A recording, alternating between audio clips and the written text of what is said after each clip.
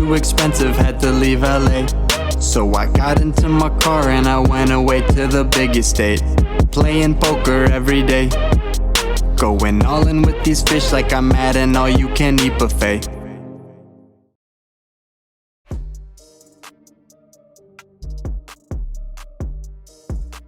Just can't seem to leave Dallas. I'm here for one last day. Poker House was nice enough to treat me to a day at the Texas Motor Speedway. Check it out.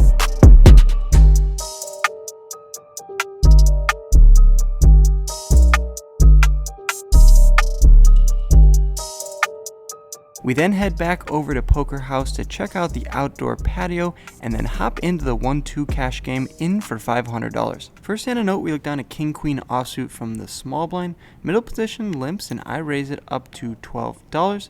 The big blind and the middle position both put in the calls, going 3 ways to the flop. Flop comes ace, queen, 4 with 2 hearts. Even though we only have second pair on this board, this is a board that will connect pretty well with our pre-flop raising range. So I decided to make a c-bet for $15 and the button puts in the call as well. Middle position gets out of the way, so we're going off to the turn, which comes a queen of diamonds, pretty much the gin card for us. No heart on the turn. Additionally, it gives us trips. We're feeling pretty great about our hand. It's unlikely though that the big blind's going to have a pretty great hand, considering he just called us for $12 and didn't re-raise. His most likely holding that would beat us though is pocket 4s, but I can't just be scared of one hand, so I go for another bet here of $45, looking to get value from all the weak aces in his range. He puts in the call, so with $156 in the pot, the river comes one of the worst cards in the deck, the ace of clubs. Now any ace is obviously beating us. I don't really think there's much value to be gotten here. If I bet, we're pretty much just going to be losing 90% of the time, and the other 10% of the time we're now chopping against worse queens. So I check it over to the big blind and he checks behind pretty quickly. We like the sound of that, expecting to chop most of the time now, but when I turn over my cards, he mucks his cards pretty angrily, so we're just going to scoop that $156 pot. Not really sure what he called the flop in turn with, maybe a busted flush draw. I then look down at king 10 of diamonds from the big blind and I raise it up to $12 over a limper, and he puts in the calls, going heads up to the flop. Flop comes 7, deuce 4 with 2 diamonds. Obviously we have the king high flush draw and 2 overcards, but this is a board that will connect a lot better with the middle position limp calling range than my raising range, so I decide to check it over to him. He now goes for an over pot size bet of $30, really polarizing his hand. His likely holdings here are any of the pairs on the board, like pocket 4s, deuces, or 7s for a set. Additionally, he could have a straight draw like 5-6 and just trying to get me to fold my overcards, but we have a pretty strong hand here, so I decided to put in the call and looking for a nice diamond card on the turn, which doesn't come, but it does give us top pair with a king kicker. The 10 of spades peels off, and nothing for me to do when he overbets the flop other than the check on the turn. That's what I do in the actions on middle position once again, who slides out 2 large stacks of red chips, and the dealer ends up counting them out. It's $60 into 85 now. Given the fact that we have top pair with a good kicker, additionally we have an overcard, and any diamond will probably give us the best hand considering the board is not paired. I really like my hand and I don't want to fold. He only has around $100 left in his stack behind the $60 bet he already put out there, so I think if he has any of the draws like 5-6 or worse diamonds, he's probably just going to call off here. So if he has a set, we're going to pay him off here. We put him all in for $160. He pretty quickly calls, so that's not the best news, but if we're behind, we're going to have a lot of outs here on the river. River comes a 6 of diamonds, giving us the flush. That's exactly the card we wanted to see. We turn over king 10 of diamonds for the flush. The opponent checks his cards one last time before flicking them into the middle, and we're going to take down that $405 pot. Let's go, dealer.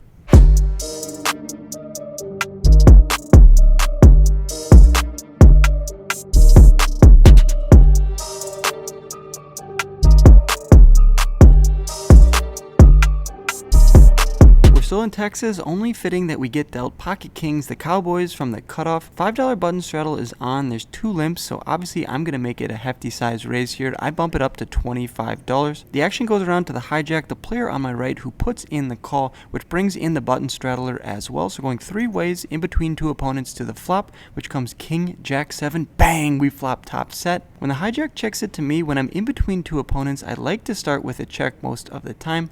That's what I do in this instance, and unfortunately the button decides to check behind, which brings the 10 of hearts on the turn. Pretty connected board now. Obviously there's the front door club draw. The hijack checks to me for a second time, and no sense in me checking here for a second time as well. I go for a bet now of $55. Need to get value here and protect against any of the draws.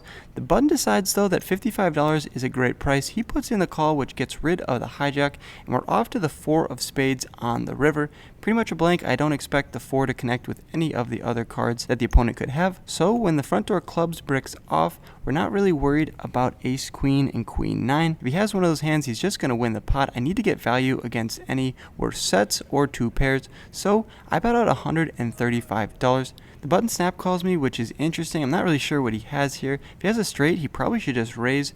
When I turn over my set of kings, he turns over 8-9. I didn't even realize that 8-9 was a straight as well. I just put ace queen and queen 9 on the straights, but he's going to win this pot here in a very interesting way. I guess if I would have bet the flop, he would have folded and we would have scooped the smaller pot, but oh well, if he doesn't hit that 10 on the turn, we're going to get a little bit of extra value there. Unfortunately, that $460 are going the button's way, but that's just poker. Sometimes you flop top set and you get cracked.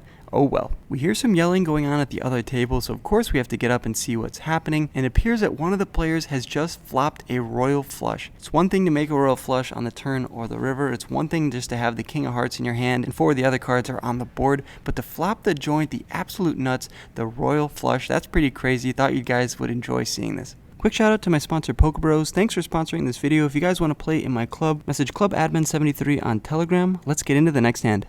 We then look down at pocket 8s from early position, and obviously I raise it up to $12. We get 2 callers, so we're going 3 ways to the flop here, looking to see an 8 on the board, which is exactly what comes. 10, 8, 4, bang, we flop middle set. I decided to lead out here for $15, and both the other players put in the call. Pretty great news for us as we have pretty much the nuts on this board. Pocket 10s would have 3-bet us pre-flop, I would assume. Going 3 ways still to the turn, which comes a 3 of spades. Really shouldn't change too much, and now the big blind decides to lead out for $45 into the $110 pot. This seems to me like a blocker type bet, something like 7, 9, 9 jack, or maybe backdoor spades that's trying to get to a cheap river. I'm not going to let that happen though. I decide to raise it up to $155, looking to charge the opponent the maximum. If he wants to draw to one of those hands, he's going to have to put in $110 more. Fortunately though, it looks like my hunch was right. He was on a draw and decides to muck his cards. 110 is just too much more for him to call, so we're going to take down that $155 pot there with our middle set. Nice to build some momentum here and get a win. We then look down at pocket 2s from the big blind. The $5 straddle is on. A buddy named Orion in the middle position puts in the call, and I raise it up to $15. Orion puts in the call and the straddler does as well, so going 3 ways to the flop. Flop comes queen, queen, deuce, bang, we flop a boat. Additionally, it's great news because any queen is gonna feel great about their hand, considering there's only one other queen left in the deck if they have one. Something like queen 9, queen 10, probably gonna get max value and double up here. For that reason, I don't slow play it. There's also the front door club draw out there, so I bet out for $25. Fortunately, Orion gets out of the way, and wait a second, the button does as well. How did nobody have any piece of this? Any pocket pair is probably going to call us, a flush draw is going to call us, or a queen is probably going to stack off to us here. Just unfortunate for us that we got the dream flop we were looking for and then nobody had any piece of it. This was the hand that we wanted to be in.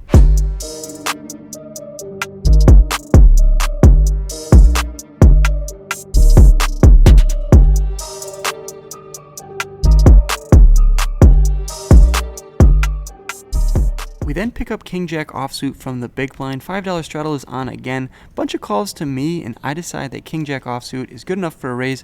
I pop it up to $25. Small blind and the button both put in the call, so going 3 ways to the flop, which comes jack 9-6 with 2 clubs. We have top pair with a king kicker. Pretty great flop for us, and the small blind checks it over to me. Given the fact there's a lot of draws on the board, I decide to go for a $30 c-bet, which gets rid of the button. Actions on the small blind, who tosses in 6 red chips. That's a call dealer. We're off to the turn. Turn is a brick. It comes the deuce of hearts. Really shouldn't change anything, and the small blind checks it over to me for a second time. Given the fact that there's still a lot of draws out there and we have the second best jack that's not 2 pair, I think another bet is in order. I bet out for $115.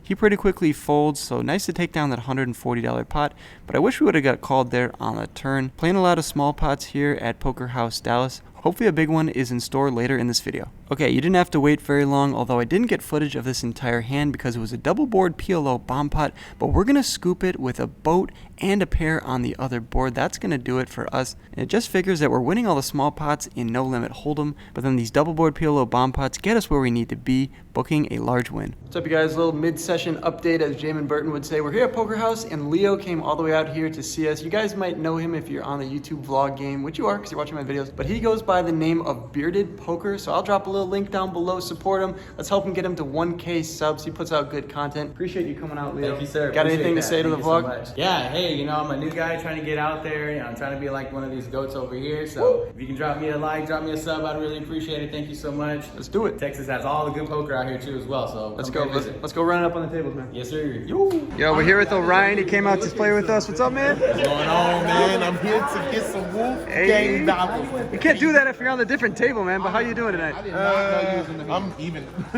Damn. So Smash a like on this video for some red good for Orion. Let's go. Please. Woo. We then look down at ace-9 of hearts from the big blind, and the $5 straddle is still on. It seems to never go away. Few limps to the cutoff, who min raises it up to $10. I put in a call here with ace-9 of hearts, looking to get into a large cooler, something like flush over flush, or maybe two pair over an ace. 4 other players put in the call, so we're going off to the flop, very multi-weight here, looking for a good flop. That's exactly what comes, 6-6-5 with 2 hearts, pretty much a dream board for us, and I check it over to the cutoff. Goes for a c-bet here of $15. Small blind puts in the call, and now I'm going to go for a raise here and look to get a lot of money in the middle versus a flush draw. If the opponent doesn't have a 6, he's probably just going to fold, and we're going to take down all that dud money. So I think I like a raise here to $60 and see what happens. What I don't expect, though, is middle position now to shove all in for $140, and now the cutoff gets out of the way. Action's back onto me, and obviously when we raise here, we can't be folding for $80 more. It's likely, though, that the middle position has woken up with a 6, and just as deciding to go with it and get his entire stack in, I put in the call, and we're off to the turn in a $370 pot, which does not give us any help. It comes a 3 of clubs. The river comes a 9 of clubs. Maybe we have the best hand now with a pair of 9s. Unfortunately, though, the opponent does turn over the 6. 6-8 offsuit is going to take down this pot here. Even though we rivered some showdown value, we needed one of the remaining 9 hearts in the deck. Unfortunately, it did not come, but we're still up $150 on the session at the moment. So we're going to try to build some momentum in the next hand, where we look down at ace-5 of clubs from the small blind. Middle position raises it up to $15, and he gets 2 calls, and the action's on me. I could go for the re-raise here with ace-5 of clubs, but I apply the same logic I had in the last hand, where if someone else has clubs and we get into a big hand with his 2 clubs on the board, we could get into a massive cooler, which is exactly what I want to happen. So I put in the call as well, and we're off to a flop. $60 in the pot. The flop comes 4-4-6 with 1 club. Without exactly smashing this board, it's pretty great for us. Any deuce, any 7 will give us an open-ended straight draw. Additionally, we have the backdoor club draw. So I decided to check it over to the middle position player, who bets out now for $25. Obviously, I'm not going to be folding here. The decision is between calling and raising, but in this instance, I decided that a call is the best move, and we're off to the turn, which comes the 5 of hearts, giving us some showdown value with a pair of 5s. I'm not going to donk into the opponent here. I start with a check, and the middle position checks behind, which is pretty good news because it seems like we have the best hand at the moment. Don't really think I needed this river card, but it comes the 5 of spades. Now we have a boat, 5's full of 4s, and I need to go for some value here. If he has a 4 in his hand, it's just unfortunate for him, but he's going to have to pay off my $100 river bet. Fortunately for us, he does not have a 4 in his hand or any other pocket pair that might pay us off here for $100. He folds his card, so now we're up to $250 of net profit in this session. Let's go. Last hand of the night, we looked down at pocket 10s from late position. A few limps to me, and I decided to raise it up to $20. The button and the under the gun both put in the call, so going 3 ways to the flop, which comes ace, queen, 3 with 2 spades. Obviously a terrible flop for our exact hand. Pocket 10s did not want to see any overcards. When the undergun checks it over to me, I check it over to the button, and he checks behind, so we're going to see the 5 of diamonds on the turn. Under the gun checks to me for a second time, and I think I could be going for a delayed c-bet here, although it really wouldn't make too much sense. If I had a strong ace, I would just bet the flop, given the fact there was 2 other opponents and a flush draw out there. So I check it over to the button now, who goes for a pot size bet of $60. When he bets the pot, he's polarizing his hands between bluffs and the nuts. I think if he had a nutted type hand, he would have bet the flop, so when he bets the turn for pot, I'm putting him on more bluffs in his range here, so I decide to float and put in the call here with my third pair. When the river 6 of diamonds peels off, the front door spade draw bricks off.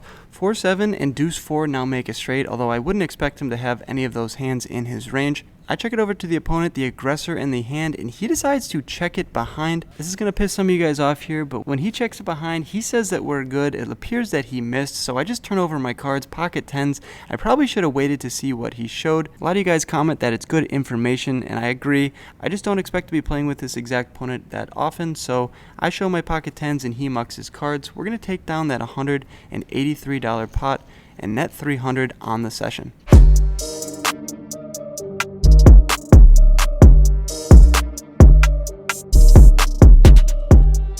Alright, you guys, we got into that game for 500, out for 825, a net profit of 325 on the session. If you guys enjoyed this video, be sure to hit the thumbs up button, subscribe if you're new, leave a comment down below, share this video with a friend who hasn't seen my videos already, and as always, good luck on the felt. I'll catch you guys in the next video. Peace. Thanks for watching to the end of my video.